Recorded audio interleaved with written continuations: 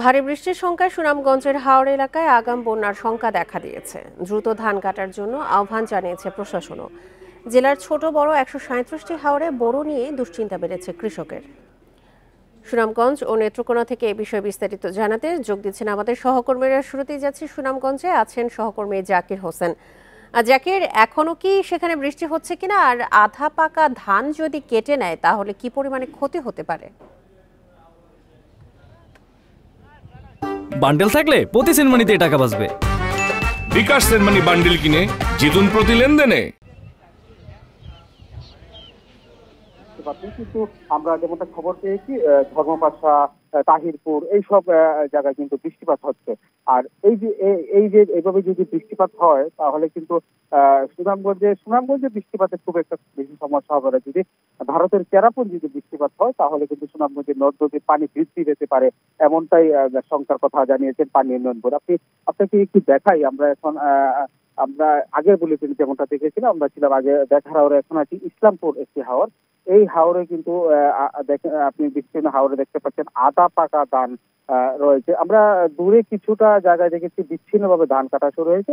এইভাবে সুনামগঞ্জ জেলায় প্রায় সব হাওরে কিন্তু এখন বিচ্ছিন্নভাবে ধান কাটা শুরু হয়েছে। তো এবছর জেলায় প্রায় 2,23,000 হেক্টর ধানের আবাদ করা হয়েছে। এর মধ্যে মাত্র 17,000 হেক্টর ধান কাটা হয়েছে। তার মানে বলা যায় এটা কোনো আসলে খুব একটা পার্সেন্টেজই আসে না। তো আমরা কথা বলেছিলাম জেলা প্রশাসক মোহাম্মদ ইলিয়াস মিয়ার সাথে। তিনি আমাদেরকে জানিয়েছেন যেহেতু আজকে থেকে বৃষ্টিপাত এবং ভারী বর্ষণের একটি সম্ভাবনার কথা রয়েছে, যে সমস্ত জমির ধান 80% পেকে গেছে সেই জমির ধান যেন তারা দ্রুত কেটে নেয়। তবে জেলা প্রশাসনের পক্ষ থেকে এবং উপজেলা প্রশাসনের পক্ষ থেকে যে কৃষক ভাইদেরকে একটি আহ্বান জানাচ্ছি, এই বৃষ্টির শঙ্কার কথা যে তারা জানাচ্ছেন তাতে আতঙ্কিত হওয়ার কিছু নাই, জাস্ট একটু সচেতন হওয়ায় ধান দ্রুত কেটে দেওয়ার কথা বলছেন। আর আপনি যেমনটা বলছেন 60-65% ধান যদি কাটা হয় তাহলে কিন্তু একটু সমস্যা হবে, কারণ এই ধান আসলে পরিপক্ক না হলে ধান কাটার কোনো খুব একটা ফায়দা হবে না, কারণ এই ধানে কিন্তু ভালো একটা ফল আসবে না। তা এতে দেখা যাবে যে কৃষকরা যে উৎপাদন খরচ সেটা কিন্তু আসবে না। তো বৃষ্টি আসলে এই বৃষ্টিতে একটি সমস্যা হবে, যদিও ধান কাটতে পারবে কিন্তু বৃষ্টিতে সমস্যা হবে ধান মাড়াই করা এবং ধান শুকানো, এটাই হচ্ছে বড় সমস্যা। আর আমরা প্রতি বছরই ঠিক এই সময়টাতে আমরা বৃষ্টিপাত দেখি, কখনো কখনো ভারী বর্ষণ হয়, কখনো কখনো অল্প বৃষ্টি হয়। তো যদি আজকে থেকে যে বৃষ্টিপাতের সংখ্যার কথা জানানো হচ্ছে, যদি বৃষ্টিপাত হয় তাহলে হাওরের যে নিচু এলাকা সেই এলাকায় জলাবদ্ধতা সৃষ্টি হতে পারে এবং কাঁচা ধান কিছুটা নষ্ট হওয়ার সম্ভাবনা রয়েছে বলে আমাদেরকে জানিয়েছেন পানি উন্নয়ন বোর্ড। তো সার্বিকভাবে আমরা বলতে পারি সুনামগঞ্জে যদি বৃষ্টিপাত এই গুড়ি গুড়ি বৃষ্টিপাত থাকে তাহলে খুব একটা সমস্যা নাই। জাকির, আপনি সঙ্গে থাকুন। এবার আমরা যাচ্ছি নেত্রকোনায়, সেখান থেকে জানাবেন সহকর্মী লাভলু পাল চৌধুরী। লাভলু, নেত্রকোনায় কি অবস্থা এখন? সেখানে বন্যার ঝুঁকি কতটা রয়েছে?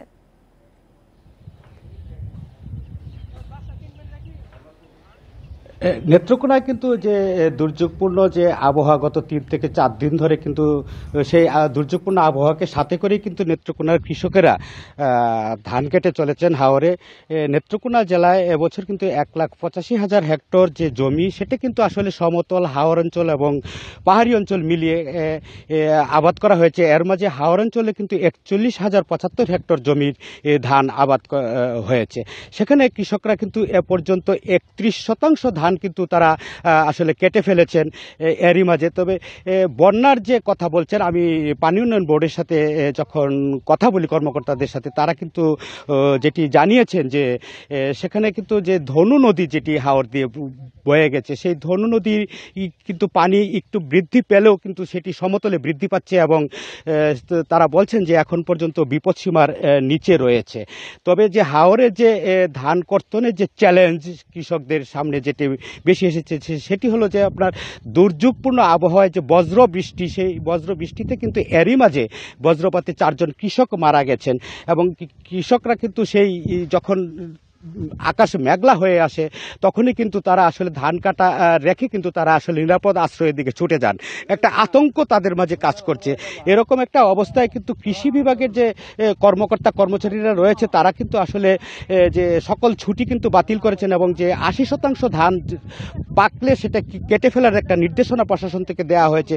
সেক্ষেত্রে আমি বলেছিলাম যে সেই 80% যে ধান পাকার কথা সেটা কৃষক বুঝবে কি করে। তারা বলছিলেন যে ধানের উপরিভাগ থেকে নিচের দিকে যে 5 ভাগের 4 ভাগ পেকে গেলেই যাতে সেটি কাটে এবং তারা কিন্তু আসলে মাঠ পর্যায়ে কাজ করছেন।